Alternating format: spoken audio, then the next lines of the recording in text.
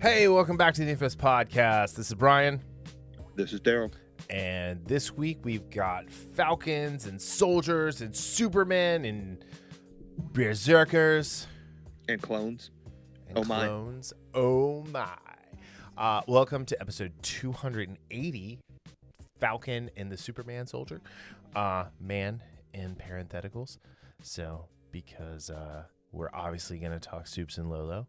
And we're talking Falcon and the Winter Soldier. But just like WandaVision, we're going to give spoiler-free takes.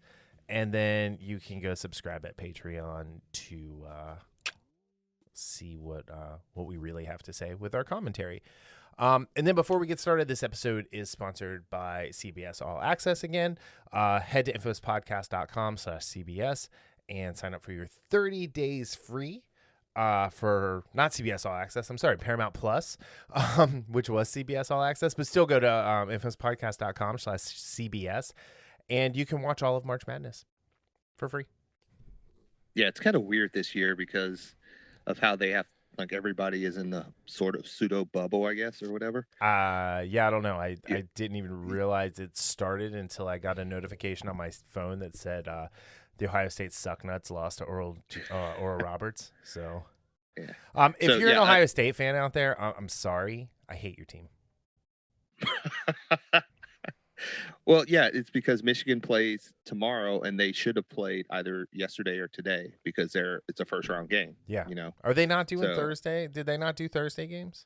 No, they're doing Thursday, Friday, Saturday, and Sunday for the first round. Weird. Yeah, because I think they're all in Indianapolis, so it's limited to whatever facilities that they can use there. So I don't know how they're doing it or where actually. Well, in Indy, anytime a 15 seed beats a 2 seed, I'm super stoked. So when it's a 15 seed that beats a 2 seed Ohio State team, I'm even more excited. So, yeah, Darryl, I don't know if I've ever mentioned to you how much I dislike the Ohio State University sports programs. Did you put the in there? Or? I did. I said the. So, okay. Like if I'm gonna like be mean to them, I'll show them a little bit of respect. Anywho, one other programming note: we are going to review the Snyder Cut. But not until this weekend. So that will be released next week, Monday or Tuesday as a standalone episode. I really have to build up the courage to sit through the 4-hour and 2-minute runtime again. I am going to love doing that again. I tried to do it last night because, again, I had another night where I couldn't sleep. But you turned it on and you went right to bed. I get it. No, not even close. Well, no, actually, I started watching it before I went to bed, and then I was like, okay, I'll watch 2 chapters. And then when I woke up at like 2 o'clock, or actually I woke up at like 12, I actually did work. Okay. I was about to say schoolwork. I actually did some work for an hour and a half, and then I was like, okay, I still can't go to sleep, so let me try Justice League. And then I only got a chapter in. I only got to chapter 3, I think. And then I went to sleep for 20 minutes, woke up. Oh, it's past 3 o'clock. Let me watch Falcon and the Winter Soldier now. Okay. So, yeah, I didn't get to watch that until this morning, like later after the gym. So, because I had training this morning with the trainer instead of my normal Wednesday. So, yeah. Normal Wednesday. Yeah, I normally do Monday, Wednesday. Or I guess normal Monday. I do normally do Monday, Wednesday. But now it's going to be Monday, Thursday because I have to go in earlier. So, new job and all. But yeah, so anywho, lots of crazy stuff has happened around the Snyder Cut. And I want to talk about that later when we talk kind of about his future with DC and Warner Brothers films. But to start off, we should talk about the fact that Gennedy Tartakovsky's Clone Wars are coming to Disney Plus. So I don't believe I've ever seen these. Really? And unless I caught them one time online here and there, but I know I've never sat down and watched these before. So I'd let you borrow the DVDs, but I know I don't get those back in timely manners from you. So So yeah, I mean, how long did you have Razor for? How long? Like a year, I think. Or do you still have it? No, I don't still.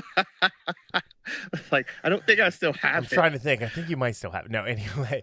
But no. So, if you are not familiar, these were a series of 2-minute short, like almost commercials that were broadcast on the Cartoon Network between 2003 and until 2005, leading up to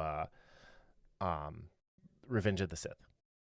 And they're great. And so there's 2 DVDs worth of relatively short things, but this is where we get introduced to Asajj Ventress. There's a character called Dirge, the Dirge, that is awesome, that Obi-Wan battles. You find out why Anakin has the scar, and like just a bunch of really, really cool stuff that happens. And if you don't know, Gennedy Tartakovsky is the creator of Samurai Jack. But the funny thing is there's like a theory out there, right, that the Tartakovsky one is like the propaganda from the Separatists, right? That because like it shows the clones being like very attacky and merciless and like an overwhelming force, and then that the Clone Wars, the Cartoon Network regular version, George Lucas version, is propaganda from the Republic. That is funny. So, which is kind of cool. And I might have this backwards, but anyway, I think it's kind of really cool to think about, like, yeah, because they tell stories that happen at the same time. But you find out why Grievous can't breathe, right? Why he's asthmatic in Revenge of the Sith in the Gennedy Tartakovsky ones. And they kept that as canon. So that's interesting because, technically these aren't canon, but at the same time they've taken stuff, and like you said, Asajj Ventress was introduced, or Ventress was introduced, the whole Grievous thing. So it's like the whole picking and choosing of what is like, okay, this isn't canon, but right. You know what? We're going to keep this in here in our canon anyway. Well, like Shakti, like spoiler, Shakti dies in this one. She dies like 5 times. Like there's like a bunch of different deaths of Shakti. I think there's a good article about it out there. It's called like or a YouTube video or something. That's like the many deaths of Shakti. Because she's died in canon several times. So is she like the Phoenix being resurrected? No, it's just they keep finding different stories for her, and then they end up killing her off at the end of them. So there's no Ahsoka obviously in this, and it's a really fun version of Obi-Wan. He's super snarky, like which I mean he already is, but like he's super snarky. This was the first time they showed Grievous in there. In anything, so yeah, it's a really good one, and I think if you're a fan of Star Wars and you're not familiar with these, it's definitely well worth watching again and again.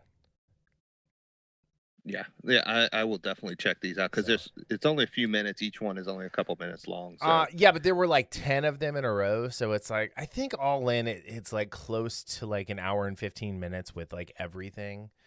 Because like in the first couple seasons, they were 10 minutes each, and then in the third season there were 5 12-minute episodes. So yeah, there's a couple. Like it's like a little over an hour for all of it together, but still it's a pretty cool like just thing to watch. Yeah, that's one of those you can knock out and just like, hey, let me check this out. So, I got an hour and a half to spare. So, and then as you watch, it's just something you can rewatch kind of in the background while you're working or whatever, and like lean over and watch, because like it's like that's Samurai Jack, like any kind of like 2D animation where they kind of reuse things over and over again, which is fun. Where if you're a fan of Invincible, the comic, there's a whole like joke about that in there. Yeah. I forgot. Invincible comes out next week. Yeah, March 26th. So we're gonna have that too. So there's a lot going on. I love it. There's it's fine. We're finally getting new stuff out to watch. All right, moving on. Netflix is super greedy. So they are cracking down on the password sharing. Apparently, and they're like giving you a message that will say you don't live in this house, or whatever your Netflix password is for a different house or something. Do you want to create your own or continue? So they're really going to start pushing that down. Yeah, look, Netflix. This is from a business standpoint. I get it to a point, but also you have to keep in mind there are plenty of when you have a lot of competition, you don't want to start alienating your customers. And so this is one of those. I understand it, but also you also have to understand Netflix. There's are a lot of ways for people to get stuff if And again, Netflix will look at it like, well, they're not paying anyway. But what about the person that does pay? And right. I think one of these, wasn't there a streaming service that kind of offered a pseudo family plan or something like that? And I don't know if Apple has that. Like the Apple TV like has the family plan where like you can have up to 5 members in your like household that are on there that have access to like all the different things that are in the different Apple services. But yeah, so if you try to do this, you'll get a page that says start your own Netflix for free today. If you don't live with the owner of this account, you need your own account to keep watching. Join free for 30 days. And then there's a question at the bottom that says, is this your account? We'll send you a verification code, email code, text code, verify later. I wonder how many times you can verify later before it'll be like, enough. So I was thinking that too. But I think this is one of those things where it says the average revenue per membership was flat year over year from their Q4 earnings call. Both reported on domestic and foreign. And so, yeah, I think here's the thing, though, is right now for like the basic plan, it's $8.99 and it's just one TV and one phone or tablet where you can download. It's unlimited movies and TV you can watch on any device, but it's standard it's only def. SD. Right. Yeah. So then the standard plan, which is $13.99, it's 2 of each unlimited watch on your phone, tablet, and then that's HD available. And then for $18, it's 4, and then everything. Then you get the Ultra HD or 4K. So I don't know. I mean, we have the standard plan right now, which I was going to cancel and then didn't. So I don't know. Like, what do you do with families that have like a kid in college, right? Like, I'm not gonna like send my kid to college and be like, okay, now you can add like Netflix, you can add $14 a month to your bills, poor college kid. Yeah, it should just be, look. And again, I know I'm looking at this like a consumer, but hey, I'm a consumer, and consumers are the ones that help these services stay online because we're paying the money. It should be like the screen thing. Well, one, I didn't even know Netflix had a third tier, that $18 tier. Yeah, until I think I read that most article. People don't know that, which is why I wanted to talk about this.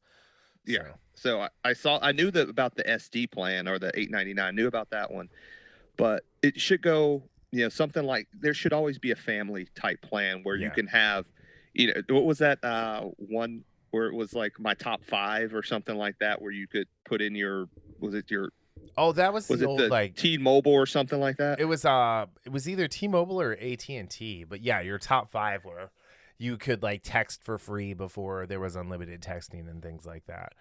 Yeah. Showing our age, I guess. I don't know. Like it's just, I don't know. I think it's just really sad. Like if you have, like, say you have a large family, say you're a mom and dad and you have 4 kids. Even the premium plan is not going to be enough for you to watch multiple things. And I tell you what pretty much directly led to me watching Hulu more and more and more and more is when my wife and daughter were watching Netflix on 2 different devices. And I would try to I'd like log in to watch something, and I never could because they were already watching stuff. And, you know, if it was something I really wanted to watch, I'd kick one of them out. But, you know, like I'd go log onto the computer and like end all the other sessions.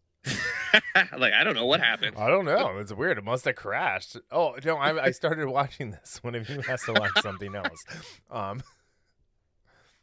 Don't think I didn't do that. No, you did. That's hilarious. Anyway, yeah. So, you know, there's a bunch of stuff in there, to unpack, but at the end of the day, I feel like it's just a super greedy move. Yeah, again, like I said, I understand what they're trying to do, but also just make it more customer friendly in the sense, like I said, just do a family plan or something where you can just say, hey, you can put these amount of people in your accounts. They don't have to live in your household. Just do that. What are we going to do if HBO Now or HBO Max starts cracking down on that? It's a nice day outside. Yeah. Yeah. You'll never be able to watch Justice League again. I really hope that comes on Blu-ray because I am buying the Blu-ray. Yeah, I'm also going to go buy a 4:3 aspect ratio TV again.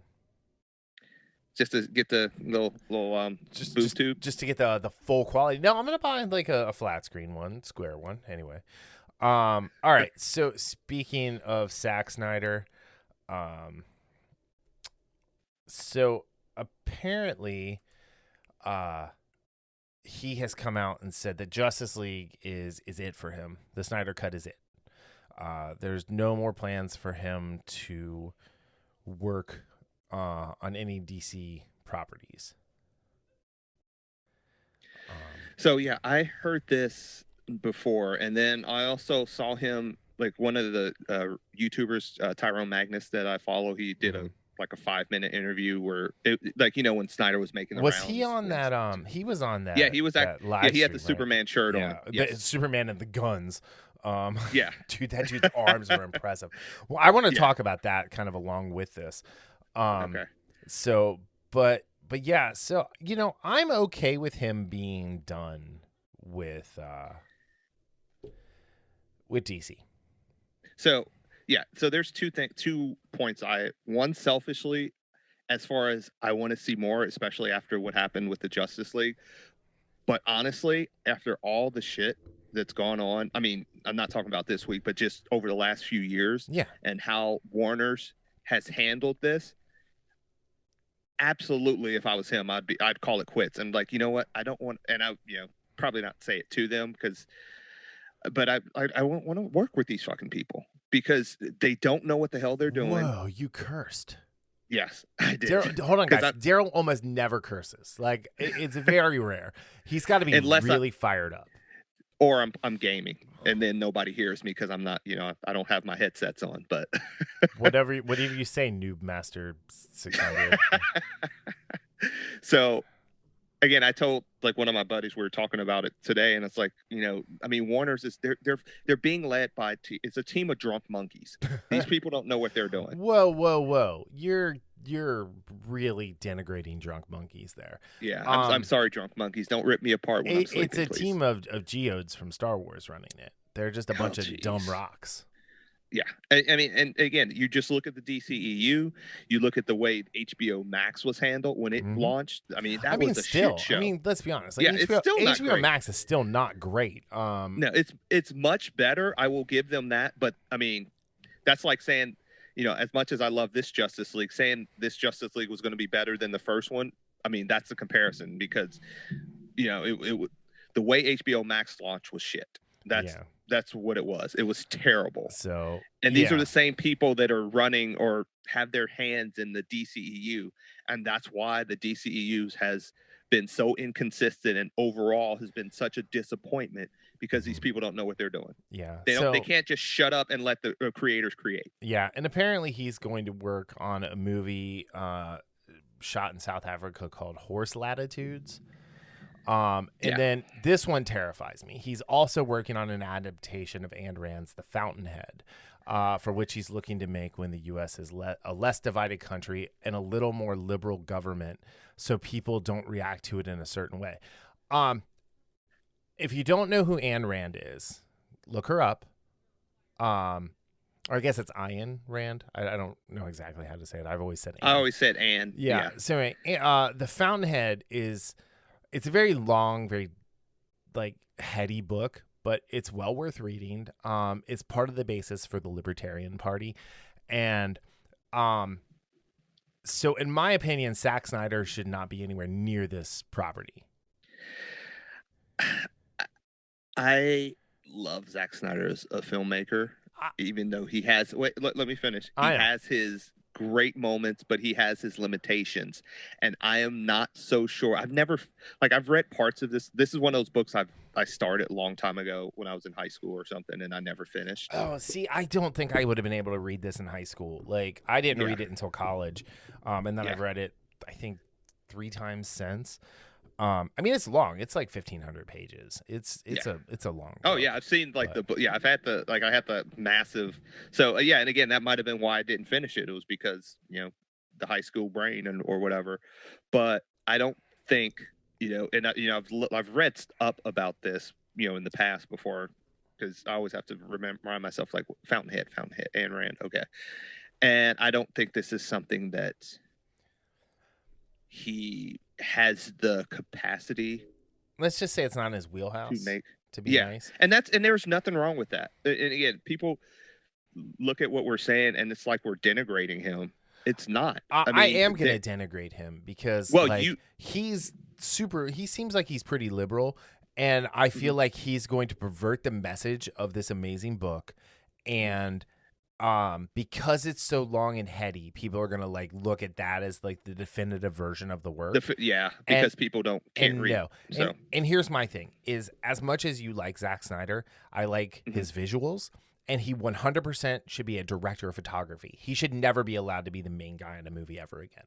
See, I 100% disagree with that, and it's fair, and I will say, as far as something like The Fountainhead, though, I would agree with what you're saying in the sense of it's not in his wheelhouse. At least from what we've seen, it's not in his wheelhouse to do something like that complex.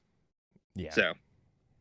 So I don't know. I think like Howard Rourke is a very interesting character to my development as like a young adult.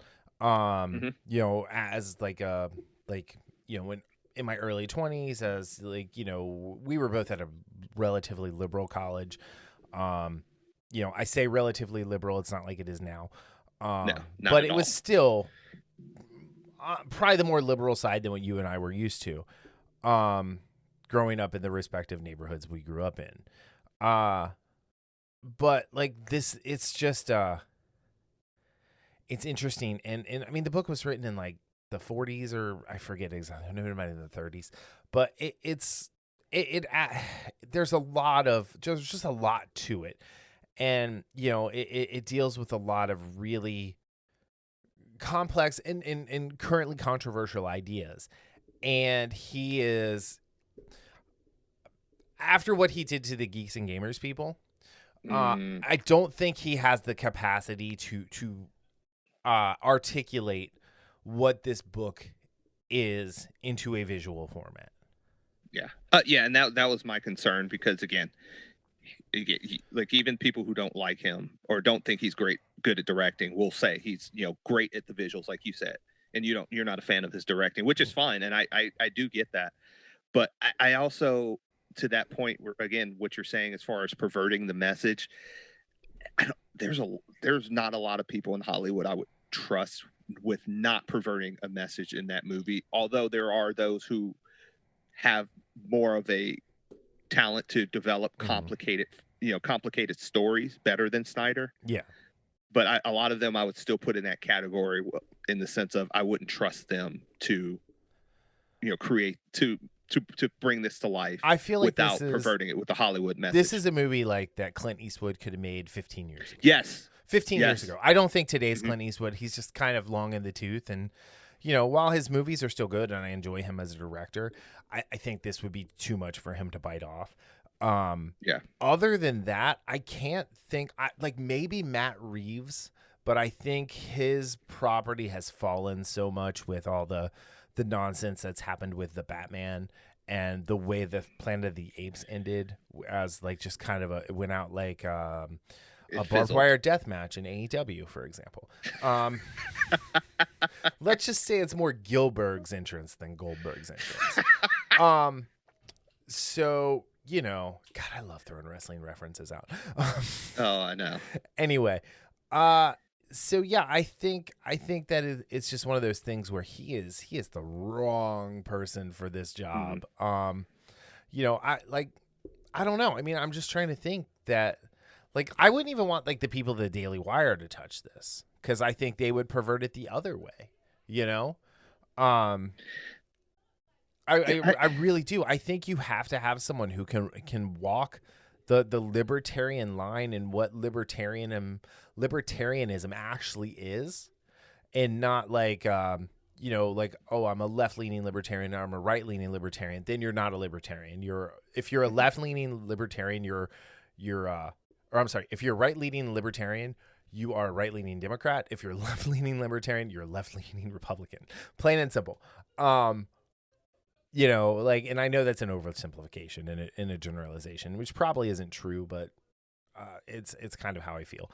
I gotta say, you kind of make me want to revisit this book, and you should. I feel like here's the thing: is if this book were just a little more simplified, right? Mm-hmm. I feel like anyone outside of an AP class could read this. I think if you're an AP student in high school, this is a book for you to read. I think if you're even an honors English student as a junior in high school, this is something for you to read. If you are an English major, this should be required reading for you. Mm-hmm. For Zack Snyder, I don't think he's intelligent enough to do this. Yeah. So just kind of real quick, the Geeks and Gamers thing, and I don't want to go too terribly far into this because, okay. I don't know. I was watching the live stream. I was excited. Yeah. I gave him his name back. I gave him the grace of calling him Zach before, I watched the Zack Snyder cut. And, Zach is back. And he came on, and these people, and I don't care what you think about Geeks and Gamers, they have been raising money for a bunch of different kinds of charities for the last 5 or 6 months, really kind of doing their part. And they really went heavy with his charity for suicide prevention, which obviously the horrible story of his daughter who killed herself and while he was filming Justice League, which is why we have the Zack Snyder cut. And he just came on and he did not say thank you. First and foremost, right? Not for the fact that before he even joined the call, in an hour they had raised $60,000. Yeah, and one of the things I was, I told you that I watched a couple videos and then I had to be done with it. But one of the things I wrote, I commented on, Young Ripa's first post, and I said the first thing he should have said. And you even said you had actually, I don't know if you remember what you told me, the first, I do remember what I told you.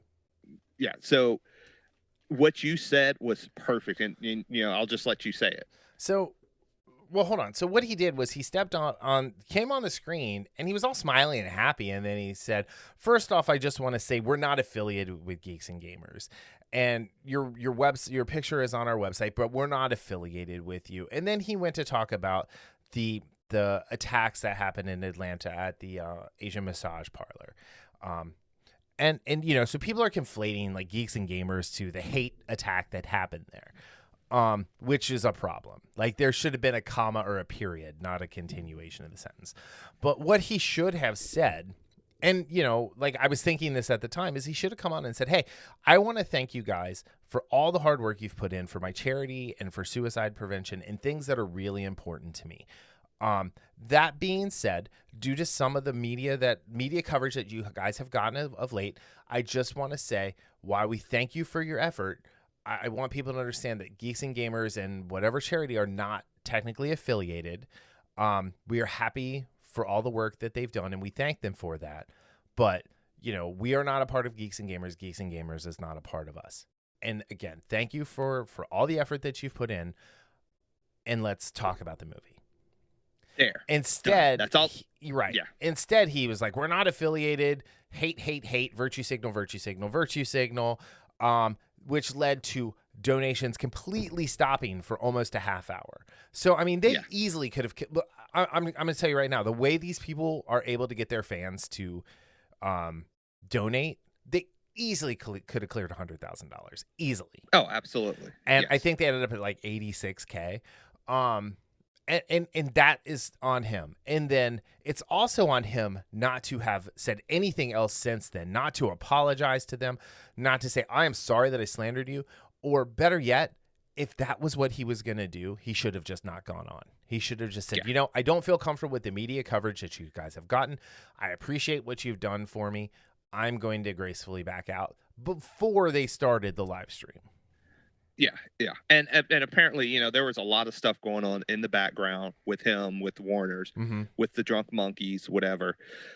This is the thing. I'm glad you said the whole conflation thing, because people are trying to say, and again, the bad actors are going to take it and spin it. We know that. And that's actually a big part of what I'm going to say is even when I first heard it, I understood these were two separate statements he was saying. Absolutely. However, it doesn't matter because of the optics of it, and the people that run the news are going they don't care about truth. They don't care about using context. They'll just put these two together and say, oh, he called out these alt-right, which again, not getting too political. These Geeks and Gamers is not alt-right. No. And I'm sorry if people get offended. You're an idiot if you think so. You just are. I don't care who it is. You're an idiot if you think they are. I'm going to be honest. Ryan Canellis is one of my favorite YouTubers. Yeah, I really like him. Hands down. Like for both sports and entertainment. I love how he gets fired up, but I also love how he comes at things from a point of knowledge to go along with the outrage. Jeremy from Geeks and Gamers, I appreciate his take on things. I don't always agree with him. But I appreciate the fact that he puts it out there, and I really like the team he's put together. A very diverse team. I will say Uche, I don't know how to pronounce his last name. So I had subscribed to Uche's channel, and then when I was listening to the follow-up stream on the Geeks and Gamers page, I actually unsubscribed to him based on what he said to Eric July. And I know he walked it back, but it's still I was not okay with that. And it's sorry, dude. I was not a fan with how he handled anything. Yeah. And again, I know he did a lot of legwork with this, but again, and so it was dear to him. Yeah. Take a breath before you say stuff. Yeah. And again, let me reiterate, this does not mean you have to like Geeks and Gamers. No. There's this idea that because you don't like somebody, they have to be the bottom of the barrel. No. You can like Geeks and Gamers or not like them and not conflate them with being a hate group or being alt-right or whatever. Correct. You can say, hey, I don't like these guys' opinions. That doesn't mean you have to put them in this bucket where, they're the worst of the worst. Right. So people learn to understand. People need to understand that it's fine not to like somebody or somebody's idea, but stop slandering and stop putting people in these categories that if you're logical, that they are not in. Just stop it. Right. That's all I have to say about that. Just stop that. Yep. I agree 100%. So, all right. So moving on to Berzerker. This was an interesting book. So first off, it's written by Keanu Reeves and Matt Kindt. Illustrated by Ron Garney. Sorry, I was going to say Garvey. Not Steve Garvey. Ron Garney. It's colored by Bill Crabtree, who is one of my favorite colorists in all of comics. He did Invincible and a bunch of other books I like. And it's you wrote it this way. And it's lettered by Clem Robinson. And there's a bunch of variant covers and things like that. So I highly recommend it. Actually, if you go to this episode's show notes, there is a link to buy the comic that will help the show. So if you are interested when we're done talking about it, that would be much appreciated if you guys would go ahead and click on that. And obviously, it was created by Keanu Reeves. And it's BRZRKR, BRZRKR, which is kind of, for someone who's dyslexic, that's a really hard title to read, and it kind of gives me a headache. Even with the all caps. Yeah, when I was trying to do a search before I actually saw the title, I'd knew what it was, BRZRKR, and I'm trying to put in all these different versions of that name to to have it come up. Did you end up just doing Keanu's comic? Yeah, I was like, okay, I have no idea what's going on here. So, so I got the floppy of this at the comic book store last week. It was I actually forgot to put it in my poll, so I was lucky that there was an issue left or a copy left. But I also bought the digital copy just, so I could read it more because I already bagged it and put it away. But yeah, I mean, it's a relatively long comic. It's 48 pages, so it's a little more than a standard book. I will say it's 48 pages for $4.99. So as far as a cost per page, that's a pretty good deal. I got some John Wick to it. I got a little Old Guard from it. Just kind of the way the story goes. But I liked it for the most part. I'll definitely get issue 2. Yeah, I like that compare. That's a very good comparison, the John Wick Old Guard, because first of all, I mean that pretty much looks like Keanu. Well, yeah, I mean it is. It is. Yeah. So, but. And again, he starts off with him on a bench in the rain, which is kind of funny. John Wick style. I mean, it's not like I'm Not Starfire, where the penguin is Starfire's kid. So, oh my gosh. Anyway, the penguin and Starfire had a baby. It's so gross. Anyway, but yeah, so I mean, it starts on a bench, and then we get it's time, and it goes into military adventure, jumping out of a helicopter without any Was he wearing a parachute? No parachute, no rappelling rope, just his hands taped up like proto Daredevil and his rifle, ready to go. And there is some violence in this book. So, which is part of the reason why I was happy to see that Bill Crabtree was the colorist on this, because he does the violent coloring so well from his time with Invincible. Yeah. Oh, yeah. I could see that. So I really like when he rips the guy's rib bone out and stabs him with it, by the way, which happens around page 15. But no, this is great. There's not a ton of dialogue. Which again leads me to the John Wick comparison. But it's a really good book. As far as a first time writer goes, I know he and Boom Studios got a lot of crap for putting this on Kickstarter or Indiegogo. I don't remember which crowdsourcing one it was on, but they got a lot of crap for why is a celebrity asking for people's money to make a book? Because they want to garner if there's enough attention for it. Yeah. Hasbro and stuff, when they do their the HasLabs. It's not HasLabs, yeah. By the way, I got the Luke in the mall. I ended up getting the mall today. Dude, that mall looks pretty sweet. Well, I just like it that it's the comic book covers. Yeah. Oh yeah, I do like that. Yeah. I actually got 2 of the Lukes because I'm totally gonna open one. And I might frame the case, the packaging. I don't know. Anyway, but yeah, no, I mean it's a really nicely drawn, nicely colored, nicely written book. I mean the dialogue is all on the back end for the most part. But yeah, it's just interesting. And it looks. I'm trying to figure out, like, because I did not read anything like about it or anything else. I didn't read any reviews, but it really feels like there's some elements of time travel or like kind of like the Animus. Is that what it's called in in Assassin's Creed? Yeah. The worst part of the game and the movie. Well, I mean, that's the whole movie takes place in that thing instead of in the past. Well, I mean, when they actually go, it's like you don't learn. People don't learn. But yeah, I'm really curious where this is going because this guy he's almost like you mentioned Invincible. It's kind of like the Immortal in a way, in the sense that he doesn't look like he can die, and it looks like his memories. It's one of those where, and I like this, where he remembers if he remembers something, he remembers everything about it. Yeah, like he remembers being born. Like at the end. Well, and that was like one of the things that, and I think that's the mystery that we're going to get as it unfolds, of him forcibly remembering stuff that he chose to forget for whatever reason.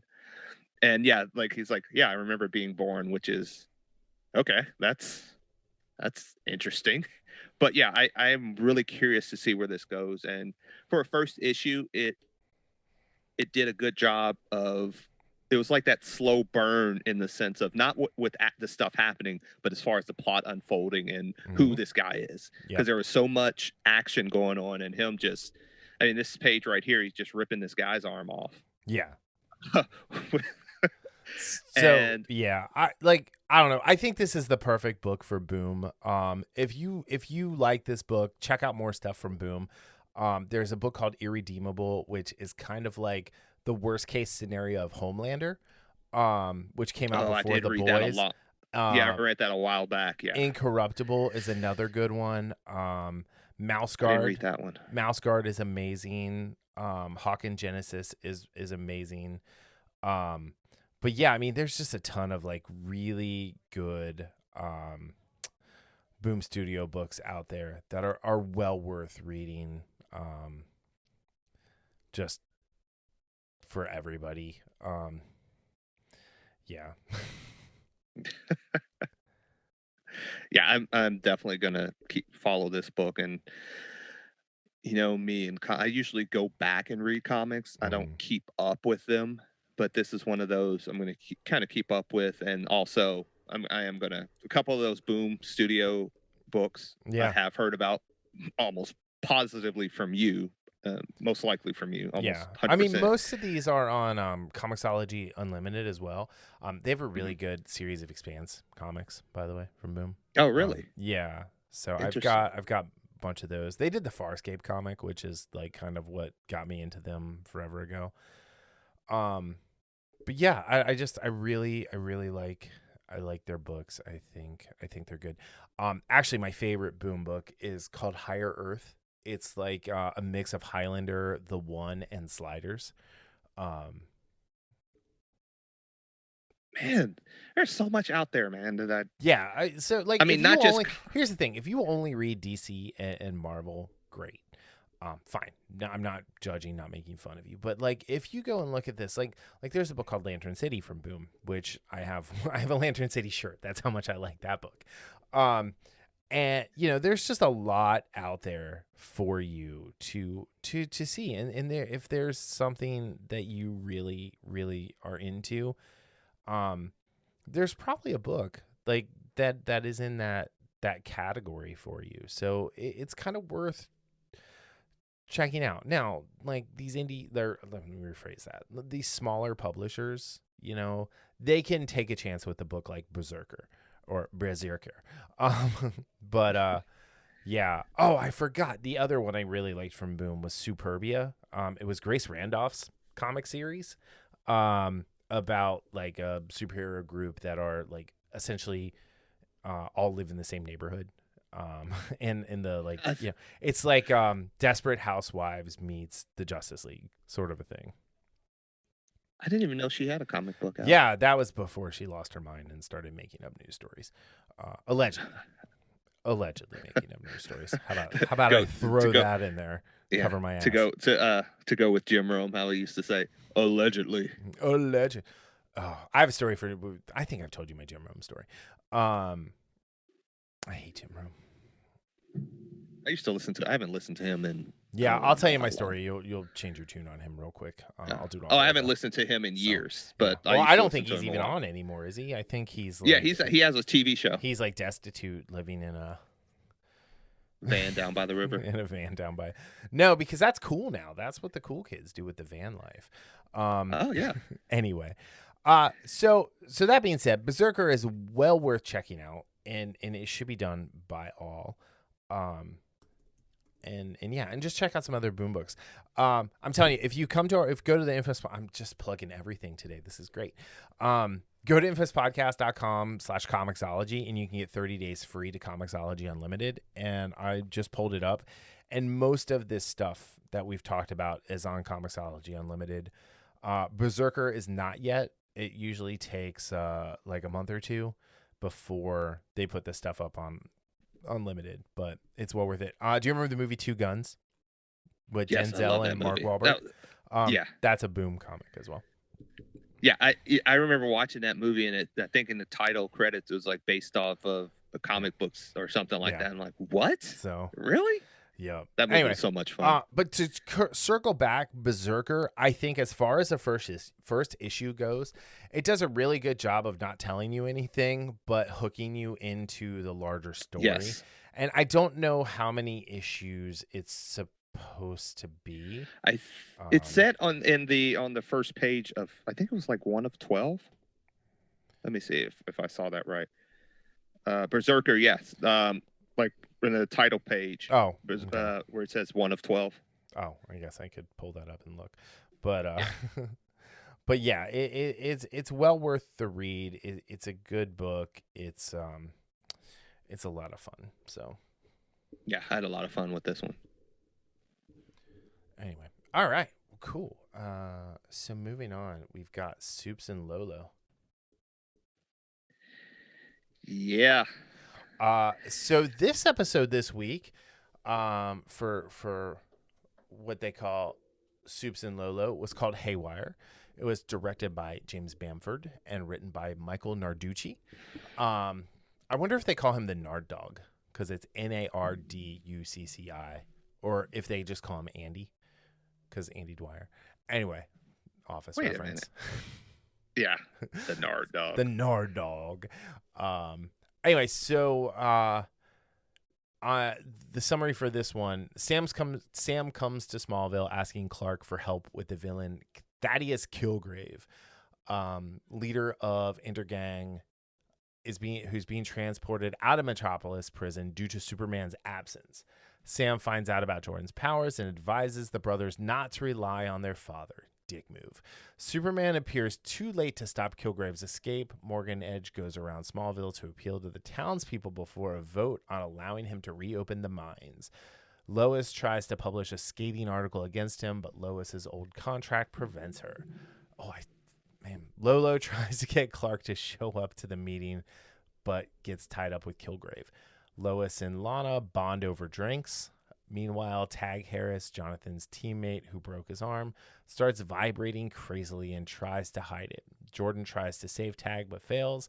As Superman is struggling to fight Kilgrave, he hears Jonathan's call for help, giving him strength.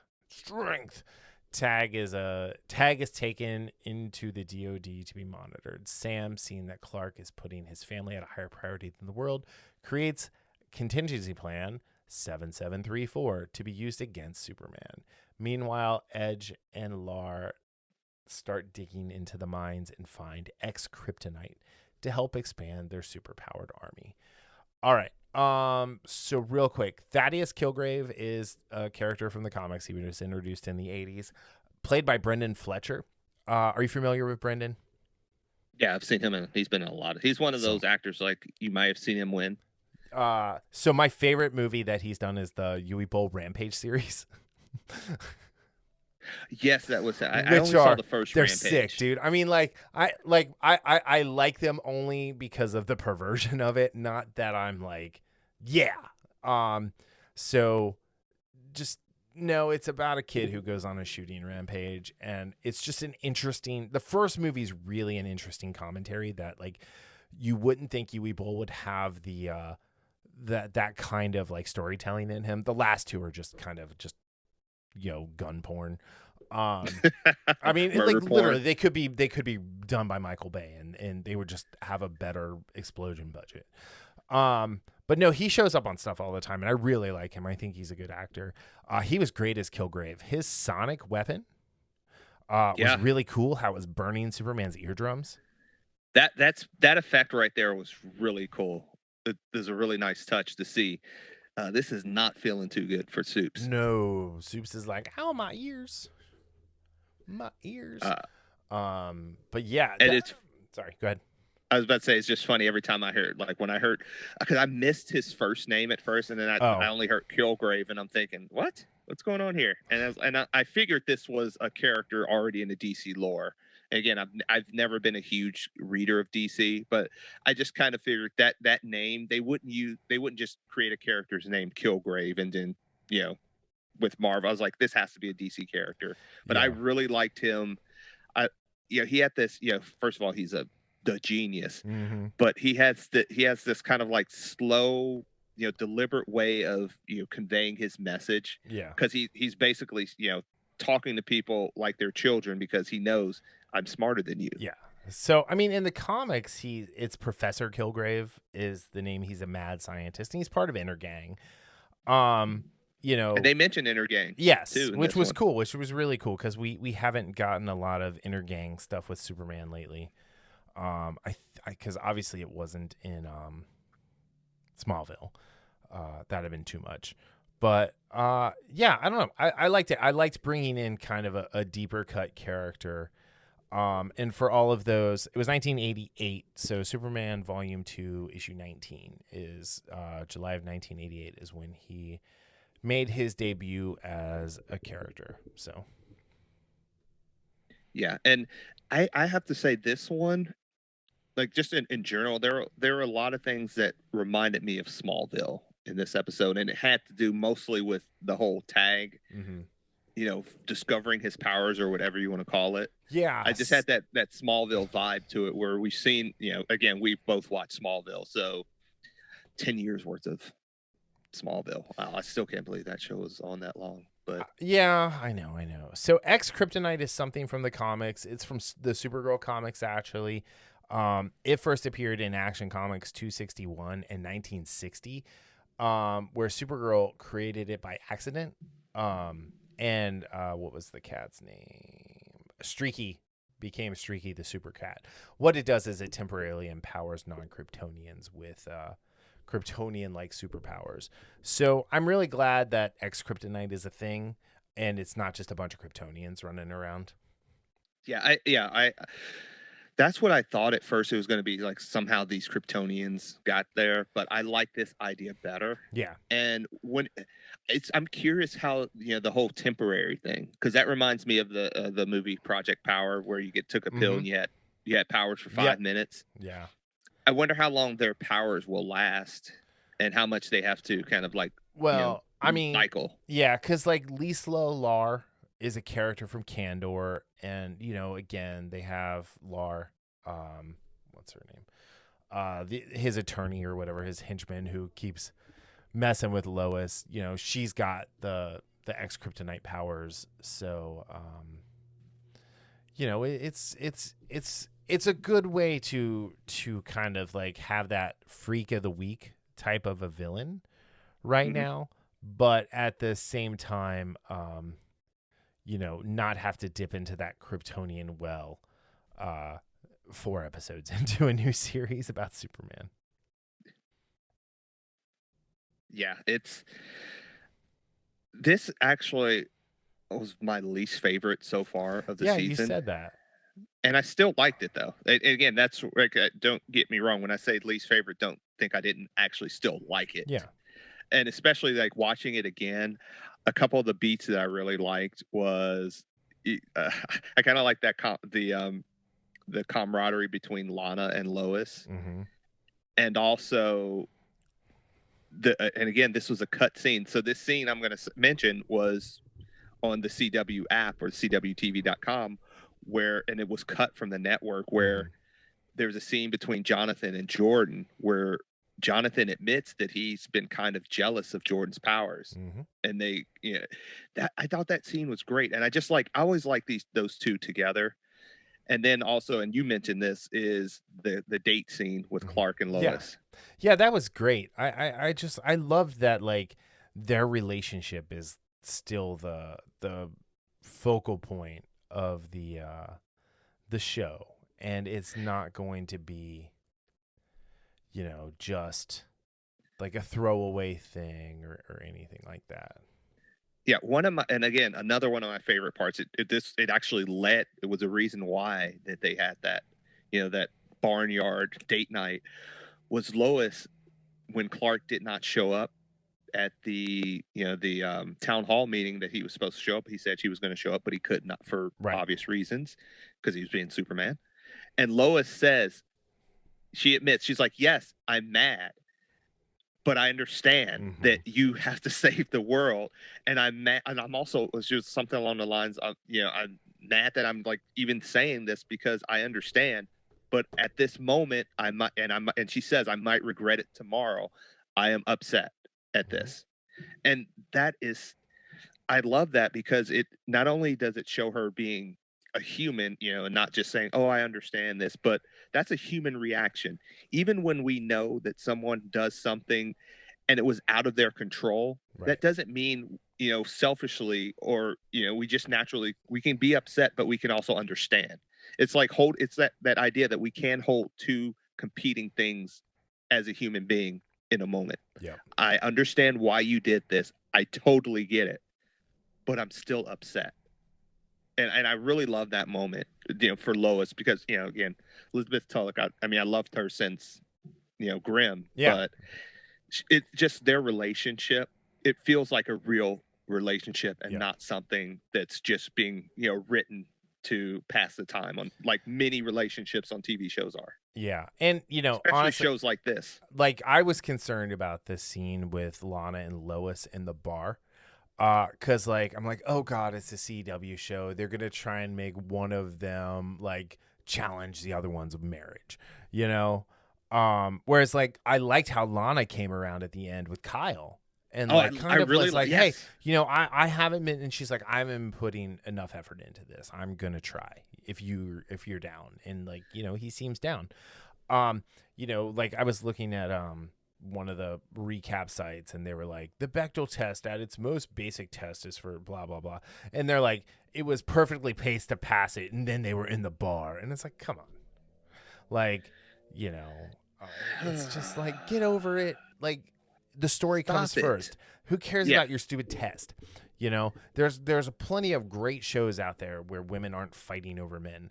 And these two weren't fighting over anybody. Like, that's the thing. They're two moms who are commiserating about issues that they're currently having in their lives, which include their marriage and their jobs, both of which are very highly placed women managers, like high level at what they do. Like, we got the whole first part of this episode with Morgan Edge hitting on Lana Lang, learning her bona fides and how impressive she really is in this universe, which I thought was a great bit of storytelling and added this whole other level to Lana Lang Cushing that we did not get before. Because, like, Kristen Kruk was really good as Lana Lang. I'm not going to say she was great. She was really good, right? But when Erica Durance came to that show, the chemistry between her and Tom Welling was off the chart. And honestly, Kristen Kruk should have left 2 seasons before she did. Yeah, I probably, Because all she did was try to throw a monkey, not Kristen Kruk, but all that Lana character did was try to throw a monkey wrench into Clark being happy at that point. Yes. Yeah. And one of the other things is, and again, holding the competing ideas, because people try to simplify things too much when you're dealing with people, but we're complex. What Lana says, I really disagree with, your Eric about, everything with Morgan Edge, but I can't help but respect how, he is as a father, and supporting you, or whatever she told Lana. And that actually, I think that's one of those things that opened Lana's eyes up. And to your point, she was had to question, I'm not really putting enough into this. Right. I complain and complain, but am I really trying to bridge that gap between us right now? Right. And that's why I like that last scene. She had a great line too, because when she was like, he really respects you, and all he wants is to be respected. And like, it added, without Kyle being anywhere near, they showed us a ton about that character and what his motivations are for what's happening in their world. And it honestly, because I'm like, dude, I can't. That dude's a jerk. I don't like him. Right. But again, I'm doing the same thing in the sense I'm simplifying him as a person. It's more complicated than that. And that scene right there, her saying that, actually made me stop and think. It's like, well, I'm just putting him in this category because I don't like how he acts. Does that mean that that's him? No, it doesn't. We're more complex than that. So, and people do this too often. And again, shows do this a lot too, where they simplify things, for the audience, because they don't think the audience is smart enough to keep up. Right. I mean, good on Michael Narducci for Nard Dog for writing the scene like that, and James Bamford for shooting the scene the way they did. Both the breakfast scene where he was making his specialty, whatever animal, Stegosaurus pancakes, dinosaur pancakes, which I want pancakes now. Yeah, I was like, so I love pancakes, but I only like, I don't know, like pancakes are great, but like I like making I would rather make waffles than make pancakes. I'd rather go out and get pancakes, you know what I mean? But yeah, I don't know. I agree with you. I think this has been the weakest episode so far. And part of that is because Dylan Walsh's Sam Lane had way too much screen time and was like completely out of character for what we had seen from him. And the fact that he's following off of what Alex Luthor said to him in passing through a droid. And now he's creating hell. And, it's like, okay, so yeah, it wasn't Superman went bad. You guys turned on him and he defended himself and his family. Yeah. And is that what it is? Yeah. And that's the thing where I think I said that last week or the week before, the week before when he actually came to General Lane with this. It's like, you're only seeing his perspective. We don't know what happened there. Like people were saying, it's the evil Superman. Do we know that? I mean, again, yes, he looks like he does kill people. That doesn't make him evil, though. There might be something. Killing people, or is he defending other people from these evil soldiers? Like, like we're so bred to think of like the military as the good guys. That like, or like the U.S. military as the good guys, we'll put it that way. That we don't even know if this is like if this is the U.S. military, right? This could just be some militant group that Sam and Alex formed, and so there's so much more to tell. But it really bothers me that Sam has such a distrust of Superman. Without really, other than the fact that he's super powerful, right? Godlike powers and that he doesn't trust his own daughter. That says, and I think you're right in that this episode did a major disservice to his character, and maybe they did that on purpose because they wanted to make him maybe the antagonist. However, even if they wanted to go that route, or they want to go that route, it could have been better handled more deftly than. Well, it could have been much more nuanced too, because much like Harwood from or not Harwood, what was his name? Hayward from WandaVision. Like all of a sudden, Dylan Walsh is just the mustache twirling like evil military guy. Yeah, and it's like I felt it like it felt really lazy. Especially because we got such a cool villain in Brendan Fletcher this episode.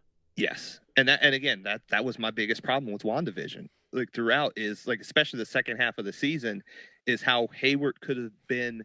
You could have made him an antagonist without making him that mustache twirler. Well, because again, Wanda, and I know how you hate like how white guys are always the bad guys now. Like, Like, well, I mean, again, because honestly, let's be honest, the bad guy in WandaVision was Wanda. Yeah. Like, she enslaved. And Agnes. Wanda and Agnes were the bad guys. Yeah. That was a heel versus heel beatdown. Yeah. So, but again, we love Wanda so much. We, as a character, we're sympathetic, more sympathetic to her. We'll forgive what she does a lot faster than we would a guy like Hayward or someone in real life who does one thing and we just think, okay, this person's going to be on my shit list forever. That's again going with the oversimplification of things. Yeah. All right, so out of super vibrating wide receivers, what do you give this out of 5? I say 3.25. So 3.25 super vibrating wide receivers. Okay. Yeah, you got me nervous when you said super vibrating. I'm like, where are we going with this? So, well, that's what Tag was. He was a wide receiver, and he was super vibrating. Yeah. I'd go a solid 3. I'm with you. I think I think there were some things that they did that were the best that they've done it so far this season. But I think Dylan Walsh's the assassination of Sam Lane, I guess, or a character assassination of Sam Lane, really overshadowed everything else. And I do think while X-Kryptonite, I'm fine with that being in this universe so early, I think learning about it in the 4th episode was too soon. Yeah, a little bit. I felt like they gave away a little too much. Yeah. And I don't know if that's because they're on a more truncated schedule in 13 episodes or but yeah, I still think it was a little bit early to kind of especially because it's been picked up for a 2nd season already. It's like, wow, you guys could have really slowed down. So yeah. I don't know. It's good though. It's still a good show. I still thoroughly enjoy it. When I wake up on Tuesdays, I always say, "Oh, wait a minute," or during the day, because half the time I don't know what day it is until I look at my calendar. But it's like, "Oh, this is Tuesday." Oh, Supes and LoLo are on. I do that so with the Apple next week stuff, is going to be the last time. Until May. So with the Apple stuff, I get a notification like, "Hey, your thing is now on the CW app or now on Hulu or whatever." So, that's nice. That is pretty nice. Thank you for thinking for me, Apple. Thank you. All right, on that note, so Falcon and the Winter Soldier, episode 1, New World Order. It was directed by Kari Skogland and written by showrunner Malcolm Spellman. Yeah, right. So yeah, it says here. Okay, so hold on. So this takes place a couple months after the blip, right? After everybody comes back. I think he says 6 months. He's been working with the Air Force. So he's been working with the Air Force for 6 months since he came back. Where was he when? Why wasn't the Air Force calling Sam in to be like, "Hey, help us deal with your Avenger buddy"? Yeah. So this is what killed the Netflix shit. Is them not having things work together and not having heroes show up to stop things, and this is why SHIELD ultimately struggled and had to go all magical and LMDs and stuck in a computer program, and then ultimately to 200 years in the future. Yeah. And it's funny that in Spider-Man Far From Home, they kind of make fun of this when Nick Fury grabs Peter and he's like, "Dude, we're the Avengers," or "Where's Doctor Strange?" Yeah. What about Captain Marvel? Right. So yeah.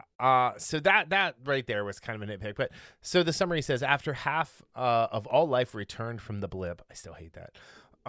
5 years after they disappeared, Sam Wilson, the Falcon, works with the U.S. Air Force to track a plane hijacked by George Batroc. And the Leaper. But I don't think his name is George Batroc, is it? Well, I've only seen him called Batroc. Yeah. I don't remember. I mean, it's George St. Pierre. So I just feel like the person who wrote this is conflating the two things. And members of the terrorist group LAF, who was mentioned in Winter Soldier, by the way, the terrorist group. Anyway, Wilson defeats the terrorist and recovers the hostage from the plane in an amazing action sequence, by the way, with support from Air Force member Joaquin Torres. I'll get to him in a second. Wilson was given the mantle of Captain America by Steve Rogers, but struggles with the idea and instead decides to give Rogers' seal to the U.S. government so it can be displayed in the museum with Rogers' suit. Bucky Barnes attends government-mandated therapy, best scene in the whole show, where he discusses his attempts to make amends, again, best scene in the whole show, for his times as a brainwashed assassin, the Winter Soldier. Torres investigates another terrorist group, the Flag Smashers, who believes life was better during the blip. They're probably not wrong. Torres keeps Wilson informed about what he finds. Wilson wants to help his sister Sarah. Isn't that the name of a band, My Sister Sarah? Oh, well, I was thinking the Clint Eastwood movie, 2 Meals for Sister Sarah. There you go, that one too. With Shirley MacLaine. Yeah, with the family business, but they're unable to get a bank loan. This was the stupidest storyline. He then learns that the government has named a new Captain America, John Walker, who is American agent. All right, so real quick, Joaquin Torres is a character from the comics, from the all new, all different Falcon, whatever, Sam Wilson Captain America book that was written by Nick. It just slipped my mind. Anyway, he was a Hispanic teenager who got merged with Redbird, who was Sam's Falcon, real life Falcon, not robot murder machine Falcon. And he has like Redbird's like vampiric issue, and he has a healing factor, and he can fly. And he later becomes Falcon as Cap like dubs him so. So I love my favorite part of the episode actually was the fact that they brought Joaquin into the story in a really organic way, where the possibilities are open 100% for this character. Yes. And he was my favorite character of the episode, by the way. Yeah. I loved the chemistry he had with Sam. And he wasn't just a pass-off character. He was the one, he did his own thing when Sam was back in the States. He was doing his own thing. Yeah. So I'm really curious to see where they go with this character. I mean, I've seen the actor in a few things, and I like him. He's not been in a ton of stuff that right. that at least that I've seen, but I like the character itself. Yeah. I also. Oh, sorry. Go ahead. I was about to say. I also, speaking of characters, the secondary characters, I also like the upgrade they gave Red Wing in this. Yes. I mean, that little thing was. He was beeping and bopping like a droid too. Yeah. So. I mean, he's a 100% murder bot now. I like the murder bot. I mean, he really is. I mean, he blew up 4 helicopters. We'll get into Sam's death count here in a bit, but I will say, like Joaquin Torres, like when they're in that square, right? And he's on his phone, and it looks like he's like taking selfies and doing like a Facebook Live, and he's not. He's looking for the geotags that are left by the Flag Smashers. Yes. And it was like that little thing. You're like, what is this dude doing? Oh, he's doing his job while, Sam is belly aching over, whatever it is he's belly aching over at the time. I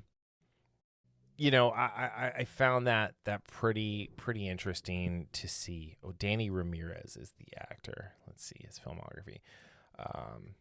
Okay, for television, he's been in The Affair for 1 episode, Blind Spot, Orange is the New Black, The Gifted for 3 episodes. Yeah, that's what I remember him from. On My Block. I don't know that one. And then this. And then he was in Assassination Nation. That's hard to say. Tone Deaf, Lost in Transmission, The Giant, Silo, This Is Not a War Story, The Valley Girl remake, Root Letter. Oh, and he's in Top Gun Maverick. So yeah, I did see that. So when is that supposed to come out, by the way? I have no idea when anything's coming out anymore. I mean, maybe never. Maybe it'll be on a streaming service. Who knows? Who knows? Yeah. But yeah, you're right. Their chemistry was great. Yeah, and I really hope he's in this for the long haul and not just kind of, hey, something happens to him and Sam's going to have to avenge him or something like that. I was really afraid that was going to happen when the Flag Smasher Super was beating the shit out of him. Yeah. So when he Ultimate Warrior slammed him into the ground, and I thought I heard something crack. Right. So, yeah, and then he kicked him in the head. I thought his head was going to explode like Homelander style when he kicked him. So this is a Marvel show, so a Disney Plus show. They said the F word. Yeah. So speaking of which, I will say this. Well, like you said, the action in this, as far as the introduction action scene, was something you would see in a movie, not a TV show. No, it was amazing action, and Sam killed like 6 people, not counting all the helicopters he and his murder bot blew up. Yeah. Well, hey, war is hell, as they said. By the way, it's Nick Spencer who was the writer of that book. Oh, okay. And Nick Spencer definitely has a shaky history as a writer and with what he's done, but I thoroughly enjoyed that. And he's the one, I believe, who introduced the Nazi Cap, like the Hydra version of Cap, from like the alternate timeline type thing with the Cosmic Cube. Anyway, yeah. So no, that opening scene was. I think the kids would call it amazeballs. It was like, I think you would just call it amazeballs. Oh, 100%. No, I would call it amazing, dash amazing.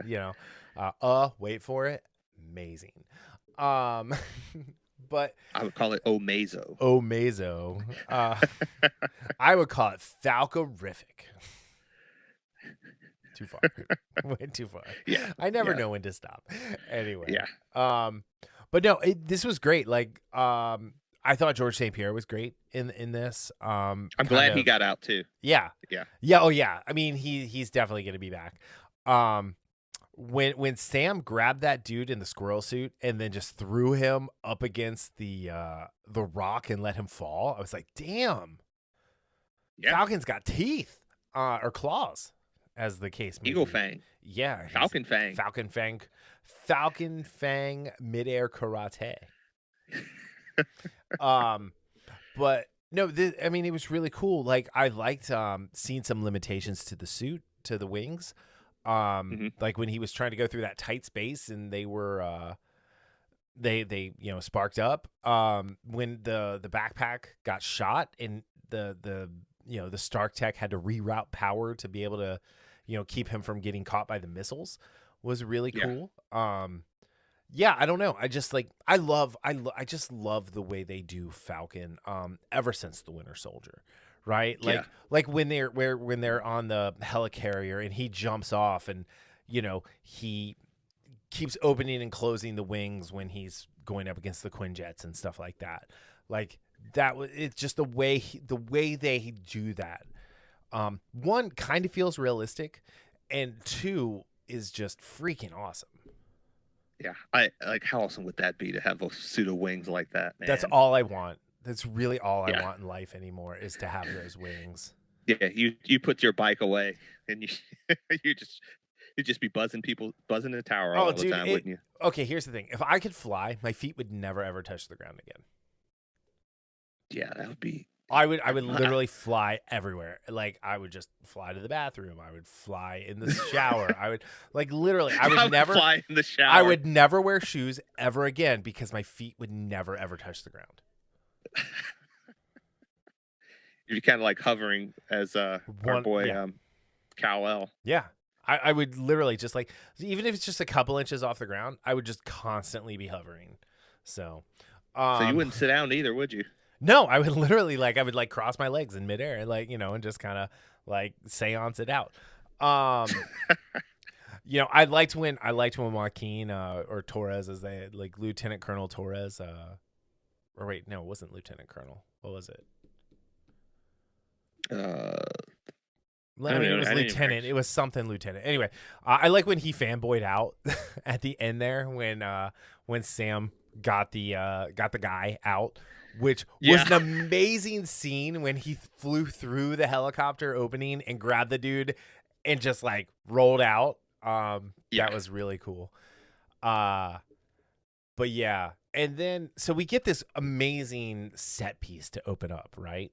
and then we slow it down with the two of them in the Middle Eastern bazaar, drinking looked like Turkish tea, having a conversation, and Joaquin's like, hey, Cap's on the moon, right? Yeah. Which is funny, which is something because I didn't even think about that they would have to cover, right? I just assumed they'd tell everybody Cap died, and whatever. Cap got old. Cap's an old man now. He like sacrificed his whatever. But yeah, maybe Cap's dead at this point. Maybe he died like immediately after giving Sam the shield. If he did, Sam is not a good friend to Captain America. So I laughed at that scene where he was like on the moon, because I play the Avengers game, and something happens with Captain America that he does end on the moon, which is funny. Well, because he quote unquote dies at the beginning of the game. So right. No, but that was really cool. And then like when he's like, "Where are you going?" He's like, "I got to do moon stuff." Yeah.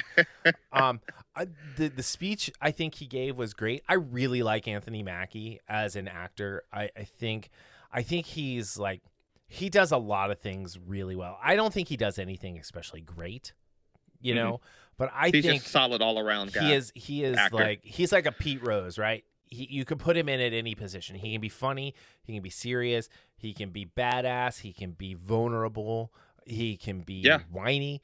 He literally can do anything you need him to do as and especially kind of makes sense as the co-lead of this show. Right. So watching him give the speech and struggle with the shield was really cool. I told you when we talked on the phone this afternoon, I do not like Don Cheadle as Rhodey Rhodes. I did not really want him in that scene.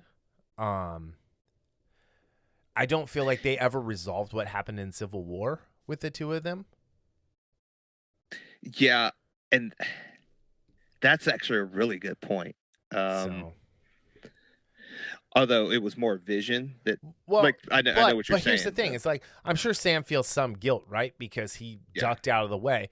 But Rhodey was trying to kill him. Like, if I'm Sam, I don't forgive that. So, I don't know. And again, that's one of the things that sometimes you want, even if it's a couple lines here or there.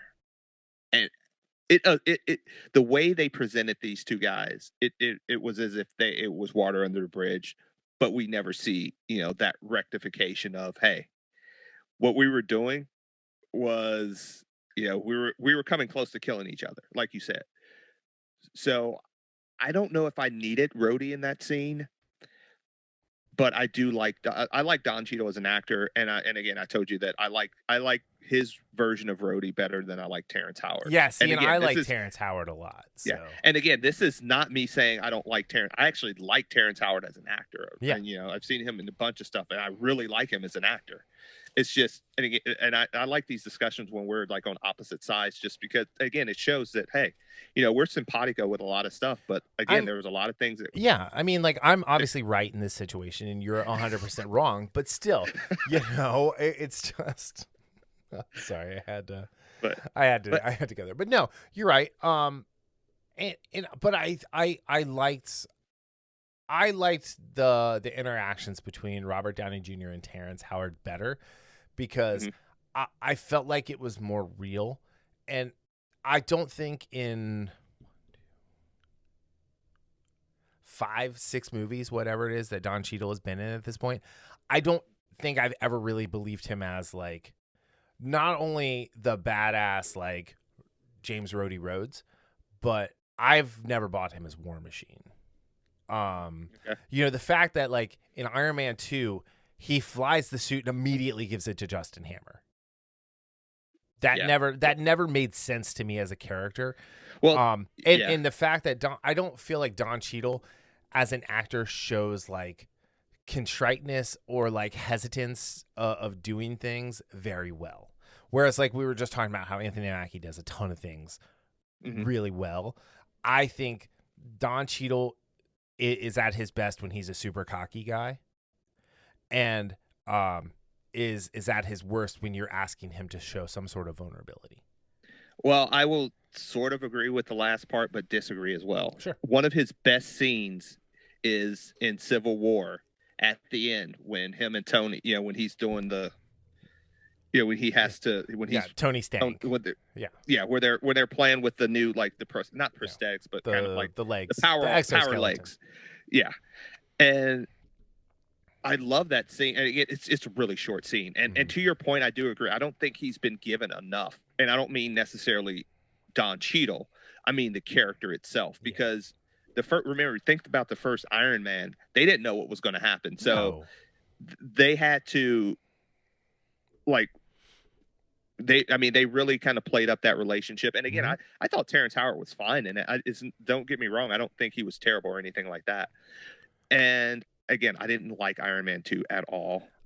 I think for me, part of it is being a comic book reader, right? Like James Rhodes, like Rhodey, is like a bigger dude, right? He's just kind of like a bigger guy. He is.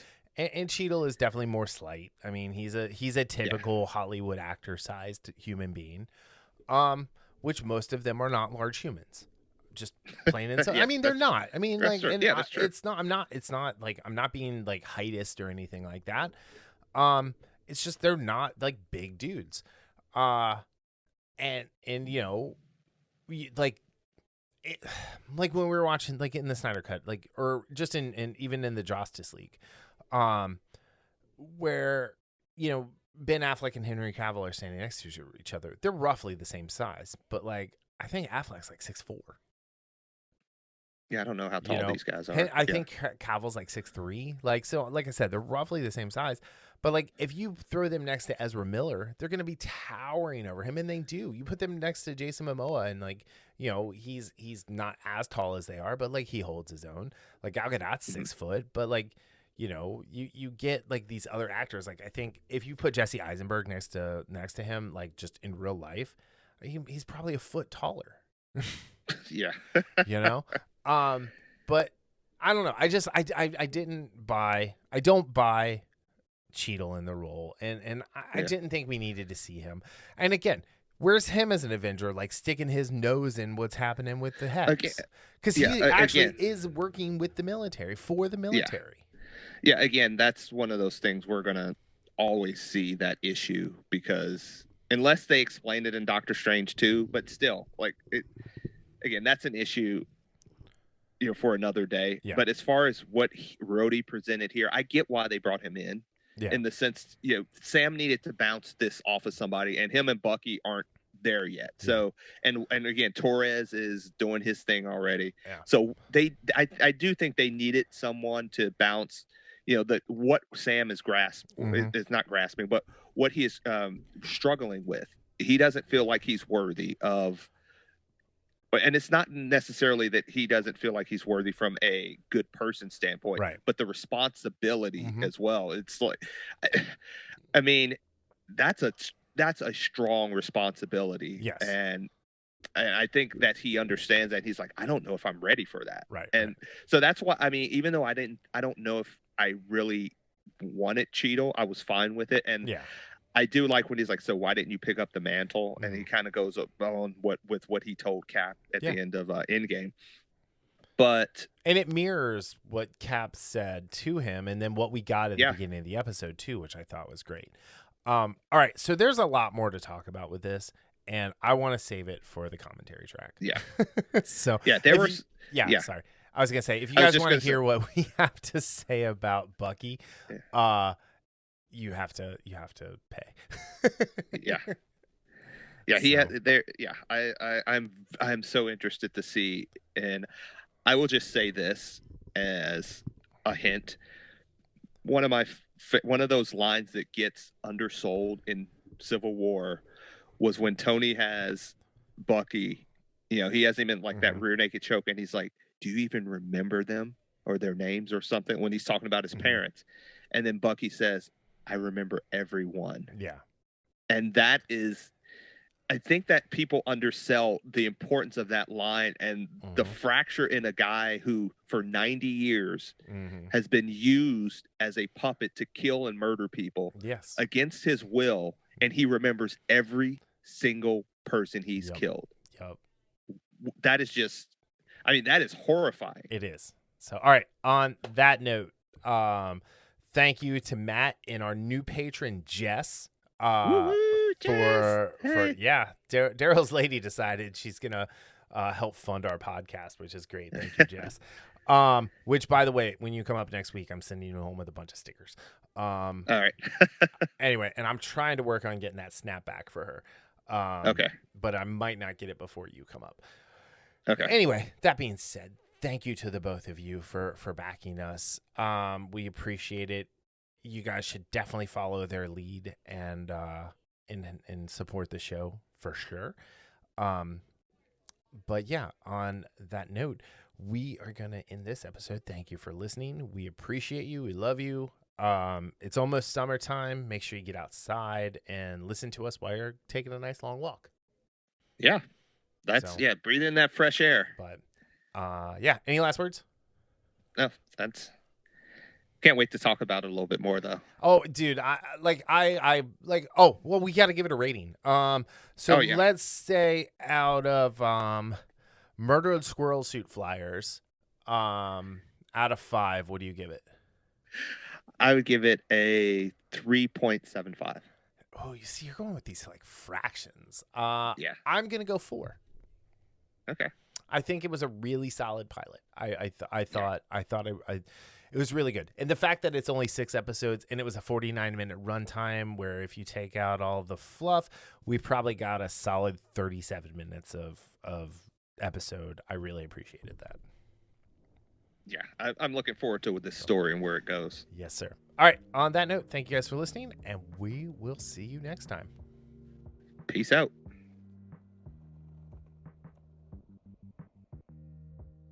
The Infamous Podcast is recorded in Kings Mills, Ohio, just north of Cincinnati. You can find new episodes every Sunday on Apple Podcast, YouTube, Spotify, Google Podcast, our website, or anywhere podcasts are downloaded. This show is hosted by Darryl Jasper and me, Brian Tudor. To find more information about the show, visit us at infamouspodcast.com and follow us on Facebook and Instagram at Infamous Podcast to keep up with the show. We also have a Patreon page, patreon.com/infamouspodcast. We have some great rewards for our patrons and are looking for help to grow the show to bring you more of the content you want to hear. Music for this podcast is provided by Michael Henry from meetmichaelhenry.com. So, whenever you're listening to us, have a great day, night, evening, weekend, whenever it is, and we'll see you next time. Thanks for listening.